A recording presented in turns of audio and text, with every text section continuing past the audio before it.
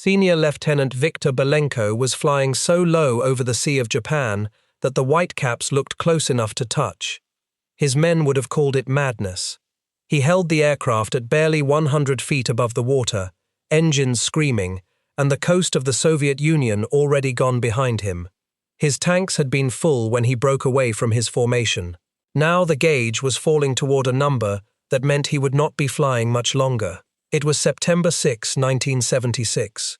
It was early afternoon, and beneath him, strapped into a machine the entire Western world had feared for almost a decade, Viktor Belenko was doing something no Soviet pilot had ever done.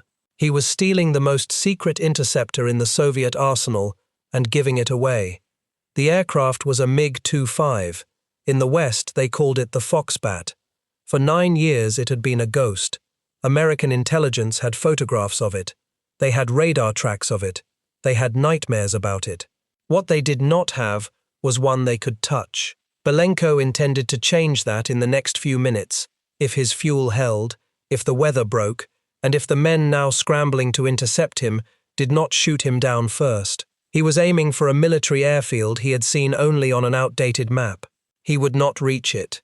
What he would reach instead was a small civilian airport, a runway far too short for the heavy machine he was flying, and a moment that would strip away the single greatest mystery of the Cold War air arms race in one afternoon. But to understand why 400 miles of low flying over open water mattered so much, and why a lieutenant in a failing marriage could shift the balance of the Cold War by landing an airplane, we have to go back to what the West believed about this jet, and how completely wrong they turned out to be. Before we go further, I want to ask something of you. Cold War Impact is a small channel, and lately our reach has been slipping. If you find these deep dives worth your time, the best thing you can do is subscribe, leave a comment, and share the video with someone who loves this history the way we do.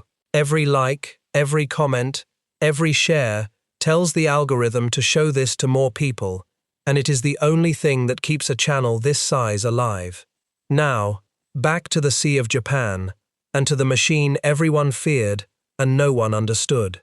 For 9 years, the MiG-25 had been the aircraft that kept American planners awake at night.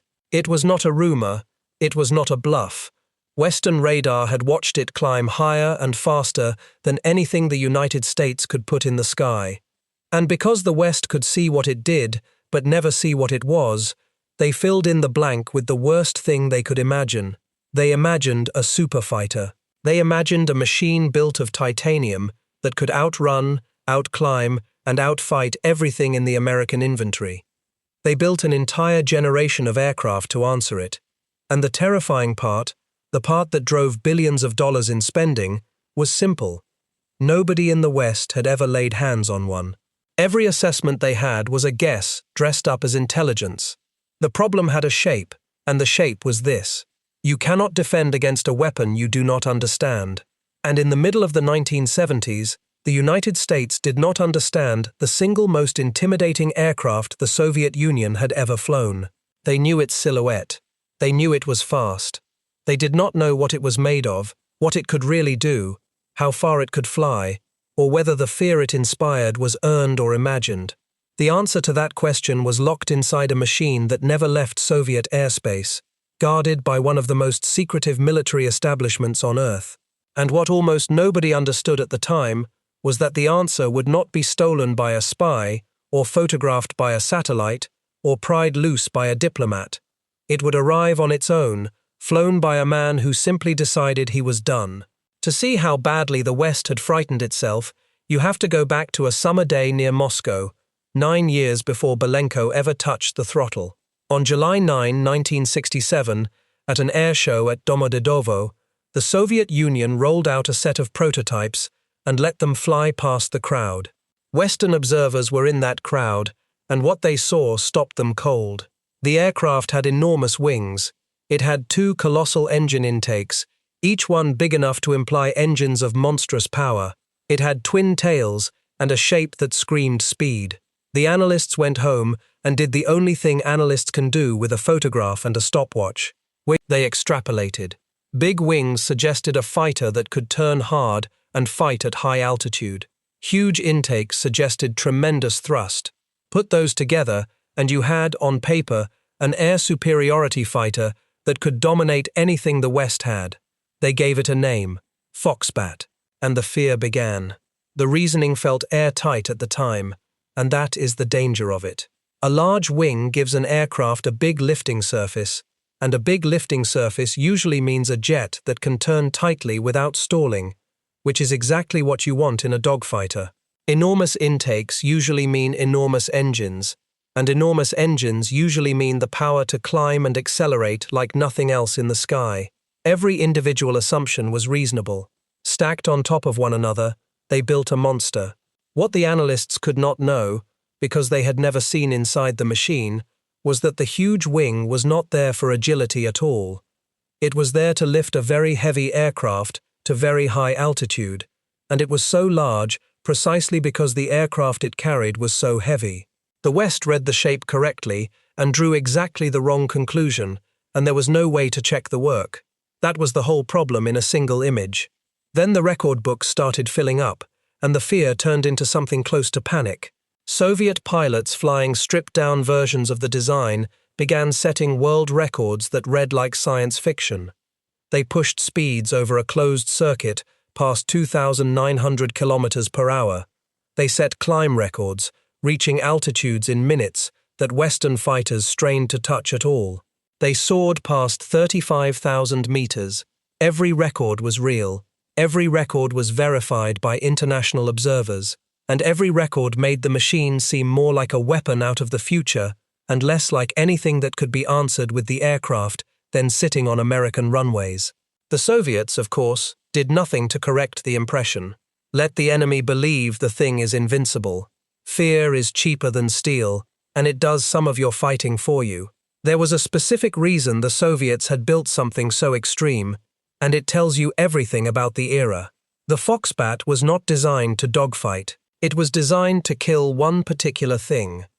In the late 1950s and early 1960s, the United States had been developing a bomber called the XB-70 Valkyrie, a machine meant to cruise at 3 times the speed of sound at 70,000 feet, so high and so fast that no existing Soviet interceptor could reach it. To the Soviet Air Defense Command, that bomber was an existential threat, a nuclear delivery system they simply could not stop. Picture the problem from Moscow's side of the map. An enemy bomber that flies higher than your fighters can climb and faster than your fighters can chase is not a threat you can manage. It is a threat you can only watch. So the Soviets set out to build the answer, an interceptor whose entire purpose was to climb like a rocket, sprint at incredible speed, and destroy a target flying at the very edge of the sky. The bomber that inspired all of it never came. The Valkyrie program was cancelled before it entered service, its 2 prototypes flying on only as research aircraft, one of them lost in a mid-air collision. The threat that had justified the whole Soviet effort simply evaporated. But the interceptor built to kill it did not evaporate.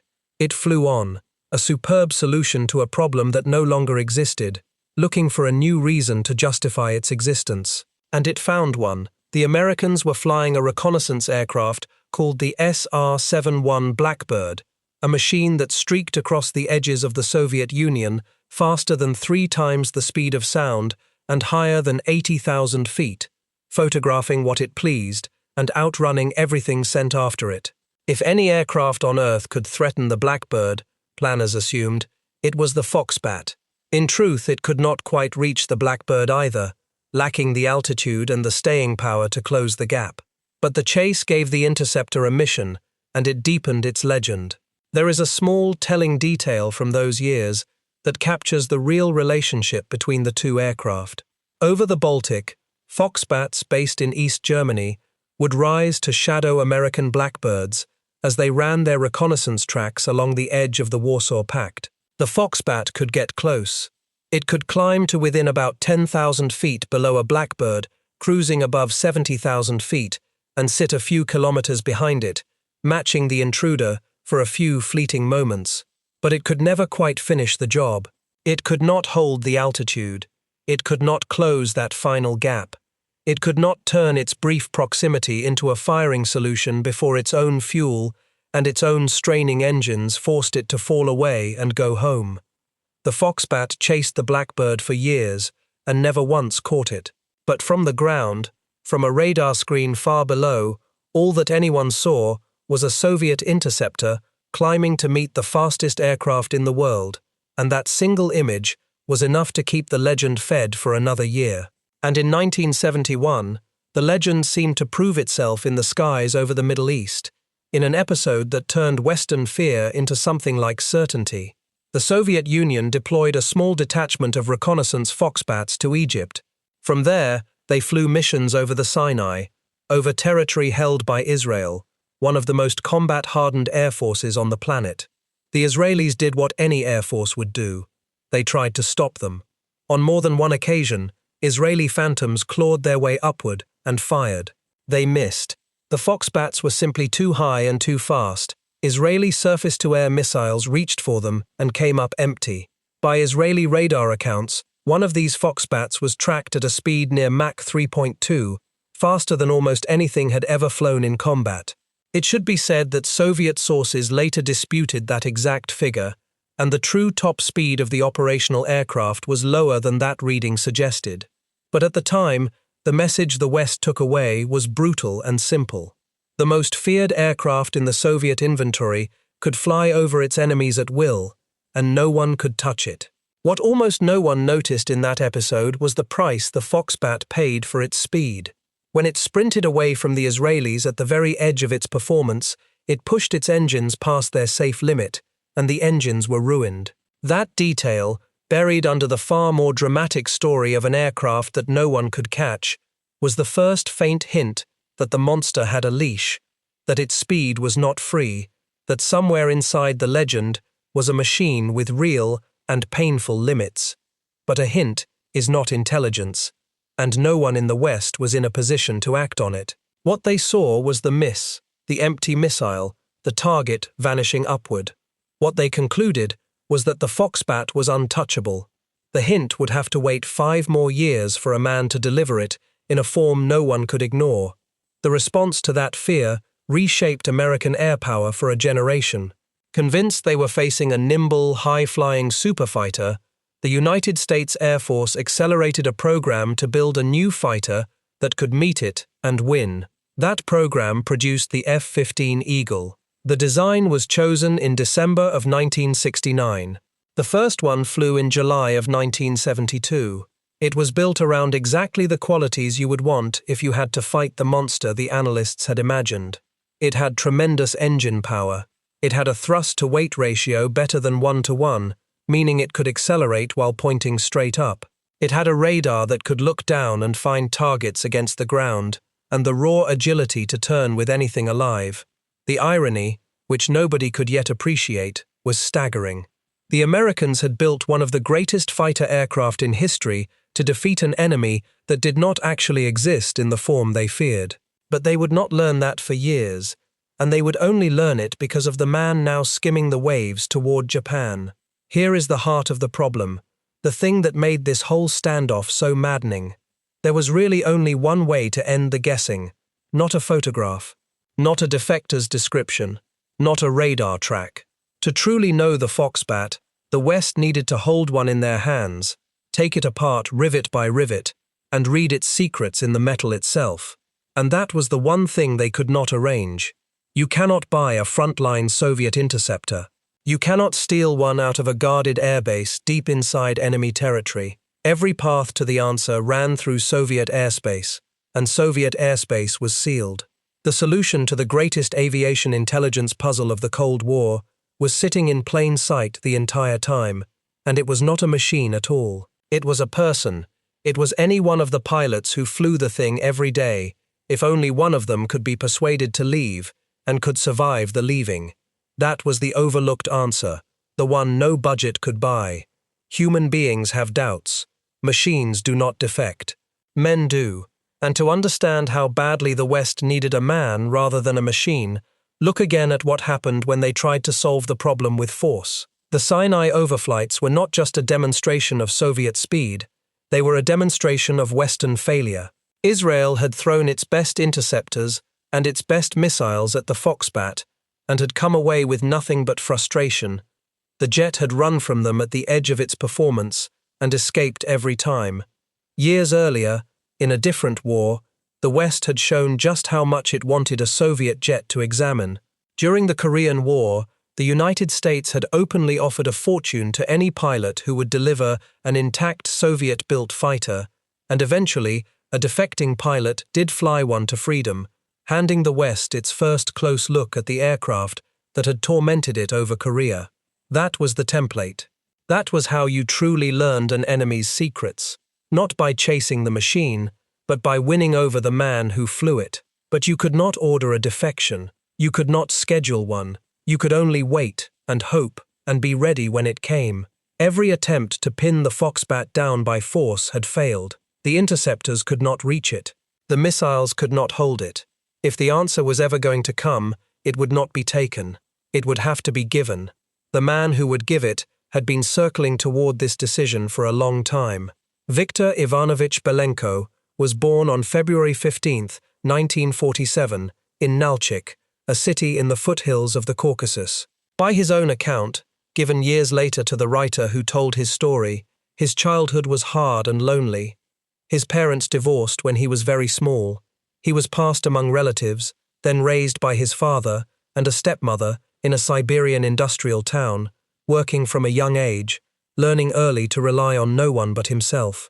There was, by his telling, a permanent emotional distance between him and the adults who raised him, a sense of being on his own in the world that never quite left him. He was clever, drawn to science and to machines, and when he found aviation, he found the thing that would define his life. He fought his way into the Soviet Air Defense Flight Training Program, one of only a few hundred selected out of thousands who applied, and even then, a large share of those who started the course washed out before the end. Belenko did not wash out. He trained hard. He flew well.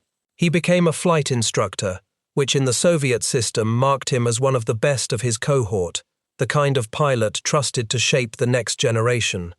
On paper, he was exactly the kind of officer the system was built to produce. He was disciplined, skilled, and outwardly loyal. If you had read his file in 1975, you would have seen a model Soviet airman with a bright career ahead of him. You would not have seen a defector. That was the point. He did not look like a man about to betray everything he had been given. He looked like a success. But somewhere along the way, the loyalty had cracked. Belenko later described a slow accumulation of disgust with what he saw around him. He had been promised a system built on equality and sacrifice, and everywhere he looked he saw privilege for the few and hardship for the many. As a working officer, he saw it up close, and he could not unsee it. He was posted to the Far East, to a base at Chuguyevka in the Maritime Province, not far from Vladivostok, and what he found there hardened whatever doubts he already carried. He described a base badly in need of repair. He described poor housing and food so bad that the ground crews sometimes refused to eat it. He described alcoholism and corruption and a gap between the propaganda and the reality that had become impossible for him to ignore. When he offered suggestions to improve conditions, he was brushed aside and mocked by the political officer whose job was to guard morale rather than improve it. On top of all of it sat a personal crisis. His marriage had collapsed. His wife had told him she intended to leave and take their young son with her back to her home city. The one human tie that anchored him to his life was coming apart in his hands, and the state that surrounded him offered nothing to replace it, only more of the same discipline, the same slogans, the same shortages. It is worth being careful here about how much we can truly know of a man's inner life. Most of what we have about Belenko's private reasoning comes from his own testimony, given after the fact, to interviewers he trusted. He was a man explaining a decision he had already made, which is not the same as a neutral record, but the outlines are consistent across everything he ever said. He had lost his faith in the system, he had lost his family, and he had, sitting on the flight line every day, the single most valuable object he could possibly carry to the other side. So he made a plan, and he made it carefully. By the account of the men who later questioned him, Belenko had been thinking about this for roughly 2 years. He knew what he flew was priceless to the West. He knew that if he could deliver it intact, he would not arrive as a beggar asking for shelter. He would arrive carrying the single most valuable gift a defector could bring. He waited for a training flight that would send him up with a full load of fuel, because without a full load, he would never reach the far shore. He even carried the aircraft's classified pilot manual with him, against every regulation, because he intended to hand it over along with the jet, to leave nothing on the table. He built himself a cover story, in case the whole thing failed, a tale of navigation trouble and a forced landing, so that if he was somehow turned back, he might survive the return. He thought about the ways it could go wrong, and he prepared for them, one by one. And on the morning of September 6, 1976, he took off with the rest of his flight, on what was supposed to be a routine training sortie, and he waited for his moment. The moment came, and he took it. Belenko broke from the formation and pushed the nose down, diving for the deck, dropping toward the sea until he was skimming just above the water. Down there, below the reach of the ground radar that would otherwise track him, he turned for Japan and ran. His fellow pilots could not follow. To the controllers watching their screens, the aircraft simply vanished, and the assumption they made was the obvious one. He had crashed. A pilot who drops off the radar over the sea has, in all likelihood, gone into it. So the Soviet system began doing what it does when it loses an aircraft. It began organizing a search for a downed flyer, mourning a man who was, at that very moment, alive and well and flying hard for a foreign country. The border guard warning that an aircraft had crossed the frontier toward Japan came too late to matter. The most secret interceptor in the Soviet arsenal was already gone, and no one who could stop it yet knew it was leaving. Now the flight became a problem of arithmetic and nerve. Down low, skimming the waves, the Foxbat drank fuel at a punishing rate, far faster than it would have up high where the air is thin. That was the cruel trade Belenko had accepted. Flying low kept him hidden, but flying low was eating the very fuel he needed to reach the other side. And his navigation options were poor. Over the open sea, without the ground-based radio beacons his aircraft relied upon, he was reduced to flying by dead reckoning, working out his heading and his elapsed time with a pad and a pencil strapped to his knee, aiming at a coastline he could not yet see and could not afford to miss. Every minute at low altitude bought him safety and spent him fuel. After roughly 400 miles of this, the arithmetic forced a decision. To be found, and to be guided to a place where he could land, he had to climb up to where the radar could see him. So he did. He pulled the aircraft up to around 20,000 feet and eased back the throttle, deliberately making himself visible, and he prayed that the men who found him would guide him down, rather than blow him out of the sky. The Japanese air defense network did see him. A surveillance station caught the fast contact well out to the west, a single blip closing on Hokkaido at altitude and high speed, exactly the kind of track that a nation living next door to the Soviet Union was built to notice. But there is a wide and dangerous distance between catching a blip on a screen and putting an armed fighter alongside it.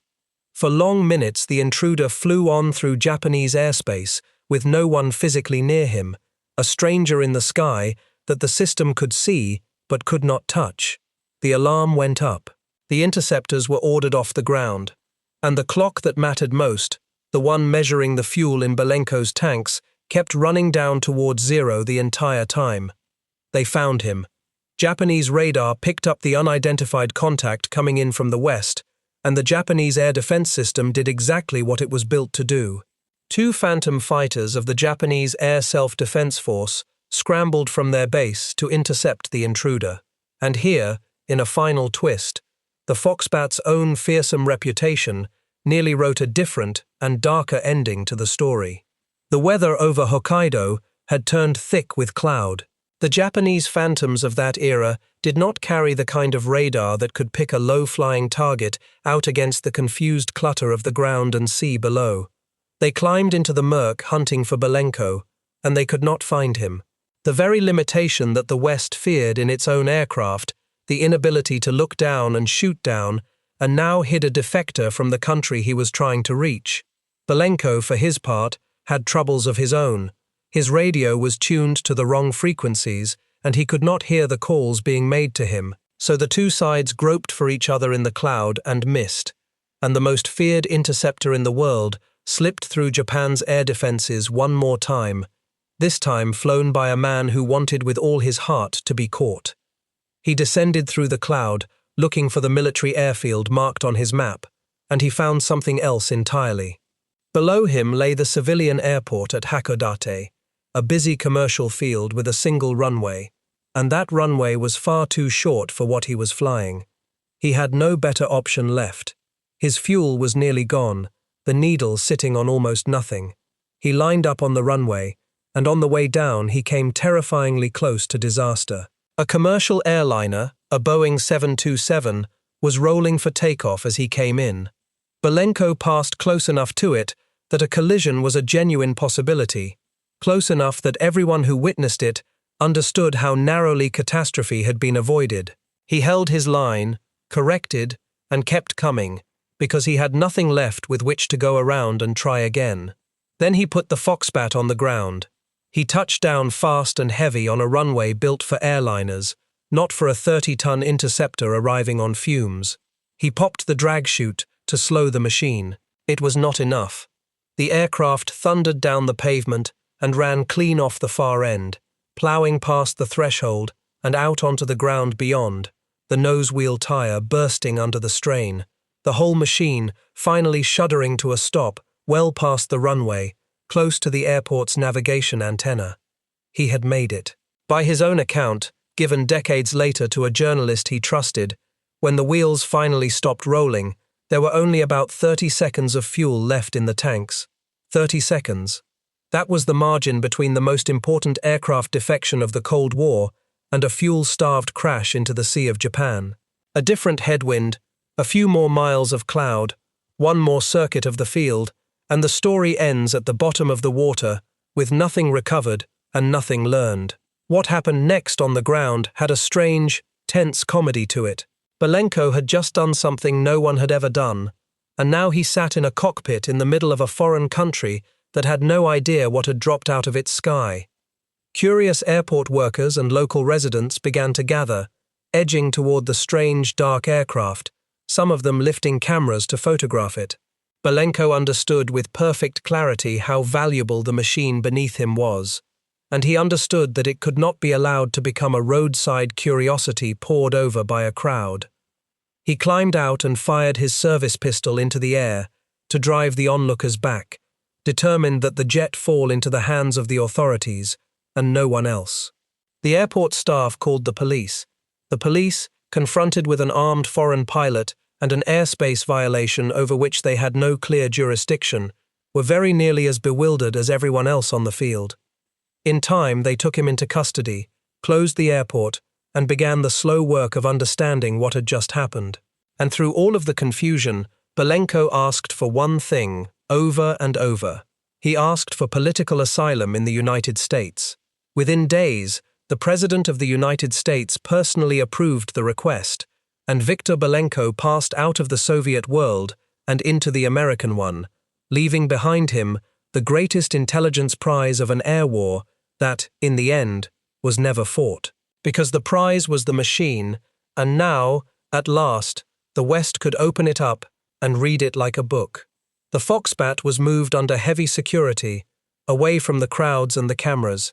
Getting it to where it could be studied was an operation in itself.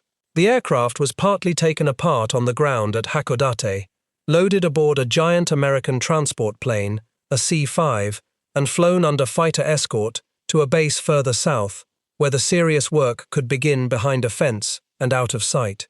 Japanese and American specialists, with the United States Air Force's technical intelligence experts at the center of the effort, took the aircraft to a base called Hyakuri, and there they did in a matter of weeks what a decade of espionage had failed to do. They took it apart.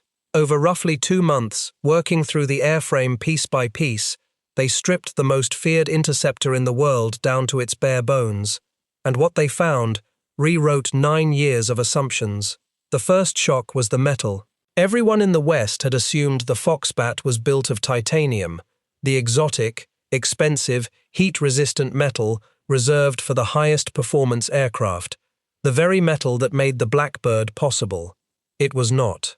The airframe was made overwhelmingly of steel, a nickel-steel alloy, welded together, with titanium used sparingly and only in the places that got the hottest. And the choice was not simple backwardness. Steel was something Soviet industry could produce and weld at massive scale, and it could take the heat of sustained high-speed flight without exotic manufacturing. But steel is heavy, brutally heavy, and that single fact demolished the legend. The aircraft everyone had imagined as a nimble superfighter was in truth an enormous, ponderous machine, weighing far more than any of its supposed Western rivals. The construction itself stunned the engineers who examined it. In places, the welding had plainly been done by hand. Rivet heads sat proud of the surface where a Western designer would have ground them flush for the sake of smooth airflow. It was rugged and functional, and crude in ways that Western manufacturing had left behind years before. The second shock waited inside the electronics. When the specialists opened up the avionics, they did not find the compact, cool-running solid-state circuitry that filled the most advanced Western aircraft. They found vacuum tubes, the bulky, hot, seemingly obsolete technology that the West had largely abandoned. To an American engineer, opening that panel felt like opening a time capsule, but there was a hard logic to it that took a moment to appreciate, and it was the same logic that ran through the whole aircraft. Vacuum tubes shrug off heat that would destroy delicate transistors, which meant the Soviets did not have to burden the aircraft with a cooling system for the electronics bay. And crucially, vacuum tubes are far more resistant to the electromagnetic pulse of a nuclear detonation, which was no small consideration in an aircraft built for a war its designers assumed might well go nuclear. It was not stupidity. It was a different set of trade-offs, made by engineers solving a different problem than the one the West had imagined they were solving. The radar told the same story, only louder. The Foxbat's radar was enormous, and it was powerful in the most literal, physical sense, pushing out a beam of tremendous strength, hundreds of kilowatts of raw electrical power, intended to burn straight through any jamming an enemy might throw at it. In that narrow respect, it was genuinely, even frighteningly impressive. But it was also crude. It could not look down and pick a target out of the ground clutter beneath it, which was the very capability that made the American F-15's radar so deadly in the hands of a well-trained crew. The Foxbat's radar depended on controllers on the ground to point the aircraft at its prey. It was, in the end, a machine designed to be aimed like a rifle at a high-flying bomber and fired, not a hunter that could find its own quarry in the weeds. And the engines closed the case for good. The two great turbojets that gave the Foxbat its record-breaking speed carried a hard and unforgiving limit. Push them past roughly Mach 2.83, and they would overspeed and tear themselves apart, which was precisely what had happened to those Foxbats that sprinted away from the Israelis over the Sinai 5 years earlier. The blistering speeds in the record books had been set by specially lightened aircraft under carefully controlled conditions, and they came at a real cost to the machinery. In ordinary squadron service, no sane pilot approached those numbers. Add to that a thirsty appetite for fuel that gave the aircraft a limited combat radius, and a structure so heavy that it could barely sustain hard maneuvering without risk, and the full picture snapped into focus. The Foxbat was never a dogfighter. It had never been meant to be one. It was a straight-line, high-altitude interceptor, a sledgehammer forged to smash one very specific kind of target out of the sky, and asked to do anything else it was slow, heavy, and clumsy. The reaction in Washington swung hard, from triumph toward something much closer to embarrassment. The director of Central Intelligence at the time, George Bush, called the windfall an intelligence bonanza, and in one true sense, it absolutely was. Nothing remotely like it had ever fallen into Western hands. An entire frontline Soviet interceptor delivered gift wrapped with its own manual. But as the analysis came in week after week, and the fearsome titanium superfighter of legend turned out to be a heavy steel interceptor stuffed with vacuum tubes, the mood inside the defense establishment deflated. One American news magazine, capturing the sense of anticlimax perfectly, described the once legendary machine as, in many respects, a clinker, a crude and early version of the jet the West had spent nearly a decade dreading. It had even arrived without its missiles, which had been left off for the routine training flight, so the fullest picture of its weapons remained just out of reach. And yet the truth was more interesting than either the panic or the mockery.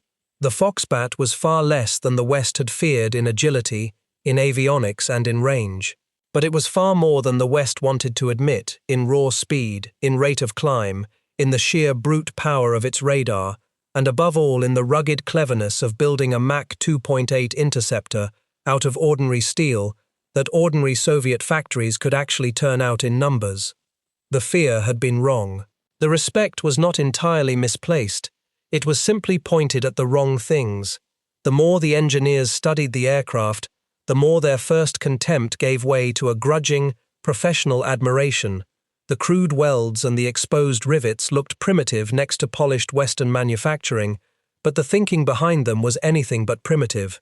The Soviets had faced a hard problem: how to build an aircraft that could survive the searing heat of sustained flight at nearly 3 times the speed of sound. And they had solved it, not with rare and costly materials, but with steel, a metal their factories already produced by the trainload, and their workers already knew how to shape.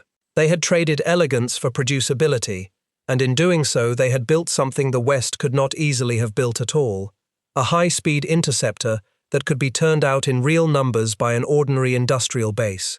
The welding techniques in particular impressed the Americans, who recognized the skill it took to join that much steel and have it hold together under the punishing stresses of flight. It was not the machine they had feared, but it was a serious piece of engineering, born of a country that had learned to make a virtue of what it had, rather than mourning what it lacked. While the engineers read the machine, the diplomats fought over it, and that fight was a quiet drama all its own. Japan found itself caught squarely between 2 superpowers, holding an aircraft that Moscow demanded back at once, and that Washington could not bear to surrender before examining it fully. The Soviet Union insisted on the immediate return of both the pilot and the jet, claiming by turns that Belenko had lost his way, that he had been forced down, that he had been drugged and kidnapped by Japanese and American agents, spinning story after story to paper over the humiliation of what had actually happened. Japan, deeply wary of provoking its gigantic neighbor, searched for a path through the crisis, and the path it found was a small masterpiece of polite maneuver. The Japanese authorities agreed that the aircraft would, naturally, be returned. But, they explained, it could not simply be handed back and flown home. It would first have to be examined, then carefully dismantled, then crated for shipment. And since Japan itself lacked the technical expertise to take apart a modern Soviet interceptor, it would regrettably have to bring in outside specialists to do the delicate work.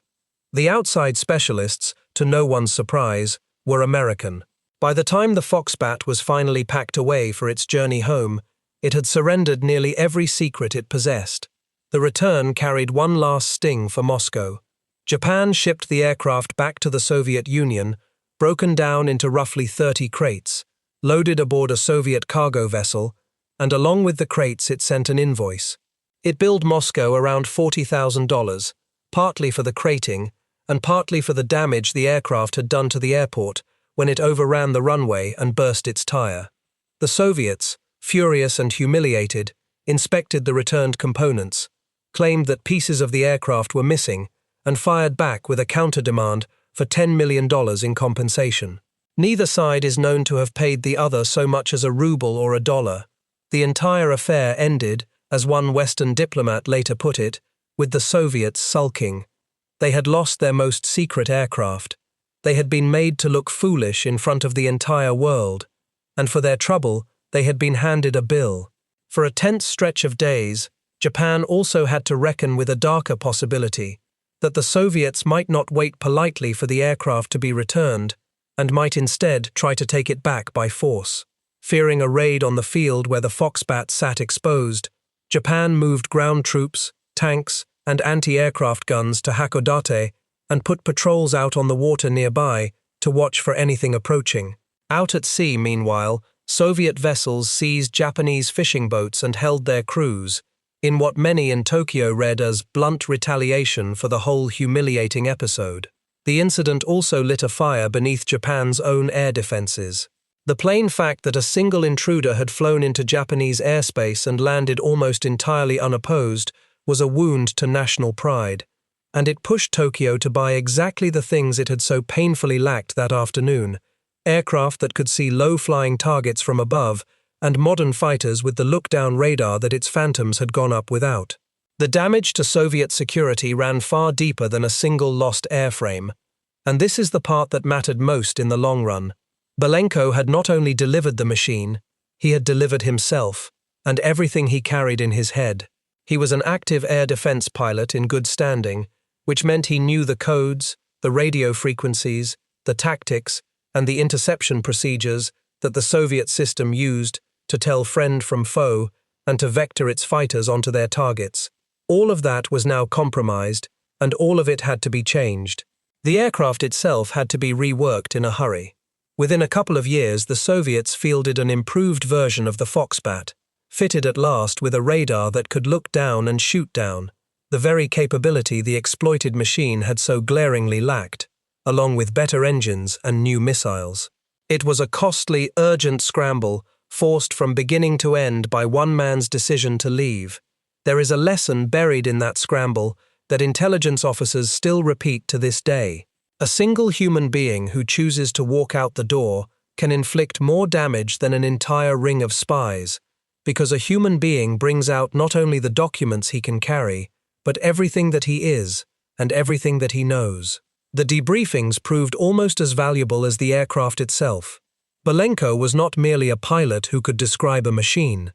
He was a thoughtful, watchful officer who could describe an entire air force from the inside, and the air force he described was not the 10-foot-tall adversary of Western imagination. He told his interrogators how few hours Soviet pilots actually flew each year compared with their American counterparts. He described how tightly they were controlled from the ground, steered through their interceptions like pieces on a board, with little room left for individual judgment. He explained how discipline was held together by fear, and how far the grinding daily reality of the service fell from the gleaming image the Soviet Union projected to the world. And he confirmed something the West had only been able to suspect, that a new and far more capable interceptor was already on the way, a machine designed to cure the very weaknesses his own aircraft had just laid bare, one that could finally find its own targets against the ground below it, and reach far beyond anything the Foxbat had ever managed. In handing over his jet, Belenko had also handed over a preview of the future that would replace it, and there is a quieter irony folded into the aftermath.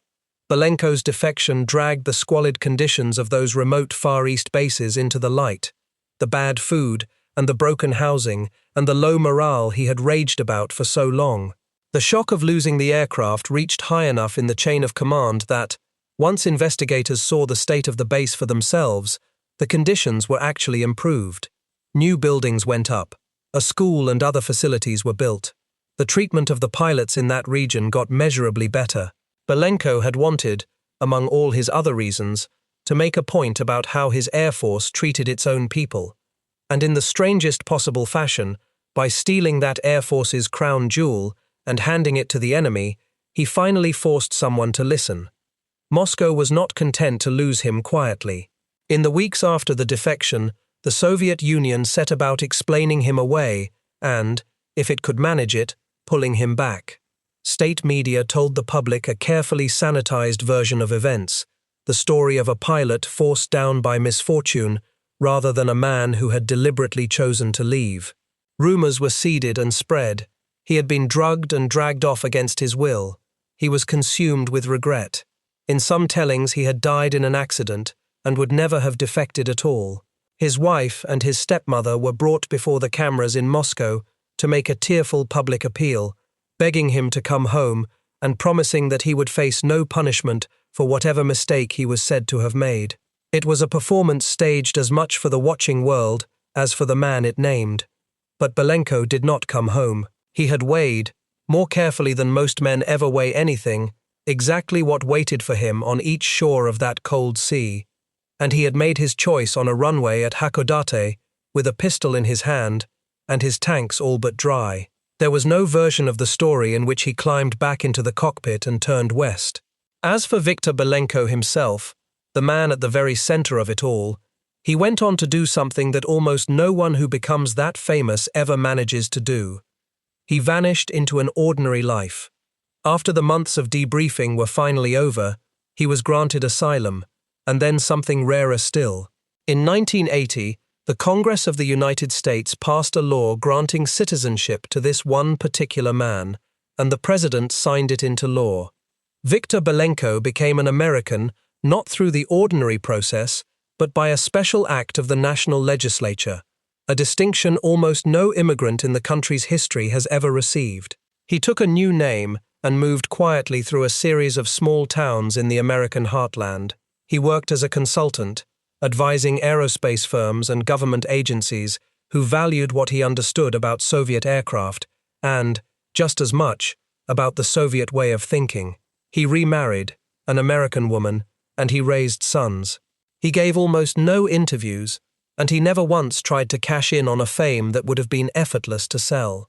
In one of the very few relaxed conversations he ever allowed a journalist to record, he spoke with real and disarming wonder about the thing that had struck him most deeply about his adopted country. It was not the wealth, it was not the power, it was the tolerance, the way people who despised one another's beliefs could live side by side on the same street, without the state stepping in to decide which of them was correct. He admitted with a kind of rueful honesty that in his first days in America, he had genuinely suspected the overflowing grocery stores were an elaborate deception staged by the government to fool him, because nothing in his entire life had prepared him to believe that the abundance could simply be real. It took time for the suspicion to wear off. It took time to believe his own eyes. Viktor Belenko died on September 24, 2023, at the age of 76, in a small town in southern Illinois, after a brief illness, with his sons at his side. He had lived so quietly, so far out of the public eye, that his death was not even reported for weeks after it happened. When the news finally did emerge, his son offered a description of his father that serves just as well as an epitaph for the entire extraordinary story. He said that his father had lived the most private life imaginable, that he had flown under the radar, literally and figuratively. The man who had once climbed deliberately up into the radar's beam in order to defect had spent the whole rest of his life making certain that it never found him again. The machine he exposed outlived the fear it had once inspired, and its bloodline is still flying today, which is precisely why this story is not merely a relic of the past. The MiG-25 was eventually retired from nearly every air force that had flown it, but its direct descendant, the MiG-31, built upon the same basic design, remains in Russian service well into the 2020s. It is still among the fastest military aircraft ever fielded by any nation, and in recent years it has taken on a new and dangerous role. Specialized versions of the MiG-31 now carry an air-launched ballistic missile that Russia calls the Kinzhal, a weapon Moscow has marketed to the world as hypersonic and all but impossible to intercept. In the war in Ukraine, the mere takeoff of one of these aircraft has been enough to send air raid sirens wailing across an entire nation, because it may mean that one of those missiles is only minutes from launch. But even here, in the newest chapter, the ghost of Belenko's lesson refuses to fade, the lesson that a weapon's reputation and a weapon's reality are two very different things. The Kinzhal was sold to the world as untouchable, a missile too fast for any defense to catch. Then Ukrainian air defense crews, firing American-made Patriot missiles, began shooting them down, starting in the spring of 2023. And on one of the earliest successful interceptions, the operators noticed something quietly revealing. The missile they had just tracked and killed had been flying at perhaps a third of the blistering speed that Russia had advertised for it. Just as with the Foxbat racing over the Sinai half a century before, the terrifying headline number turned out to be inflated, and the supposedly invincible weapon turned out to be something that a well-prepared and well-equipped defender could actually destroy. The names on the machines change across the decades. The pattern underneath them does not change at all. The Foxbat itself did not leave the stage quietly either. Long after Belenco's defection had stripped away its mystery, the aircraft proved that it could still, on the right night against the right target, do exactly the one thing it had been built to do. In the opening hours of the Gulf War, in January of 1991, an Iraqi pilot flying a Foxbat shot down an American Navy strike fighter, killing its pilot, in what stands as the type's last significant victory in air-to-air combat. The West had long since learned that the machine was no invincible superfighter, but a fast interceptor with a powerful radar and a heavy missile pointed at the right piece of sky remained a deadly thing regardless of everything the teardown at Hayakuri had revealed about its limits. There is one on public display at the National Museum of the United States Air Force, and its history is almost too fitting. It is an aircraft recovered from the sand of Iraq, where it had been deliberately buried to hide it from advancing forces, dug up, and eventually shipped to the museum. The people who care for it there are clear about why it earns its place, and their reasoning points straight back across the years to Belenco. The Foxbat, they explain, is fascinating not only as an enemy fighter, but because of the fear and the respect it inspired in the American defense establishment at the very height of the Cold War. It stands there today, in part, as a monument to just how completely a great nation can frighten itself with nothing more than a silhouette, a stopwatch, and a set of confident assumptions that no one was able to check. That, in the end, is what Victor Belenco truly delivered, and it was worth far more than the metal it was wrapped in. For 9 long years, the West had built its plans, its budgets, and its deepest fears around a machine it had never once touched, and it had imagined that machine as a monster out of nightmare. One disillusioned lieutenant, flying low over a cold sea with 30 seconds of fuel to spare, handed his enemies the plain truth, and the truth was smaller and stranger and more human than the nightmare had ever been. The most feared jet in the world was a heavy steel interceptor full of glowing vacuum tubes, brilliant at one narrow task and clumsy at all the rest. No spy had been able to steal that answer. No satellite had been able to photograph it. No fighter had been able to force it down out of the sky. It could only be given, freely and deliberately, by a man who had decided that the country which built the machine no longer deserved his loyalty. The West had spent a decade trying to seize the Foxbat's secret by force, and failing every time. In the end, the single thing the Soviet Union could not defend, could not lock away, and could not replace, was not a weapon at all. It was the loyalty of one man, and once that was gone, so was the secret.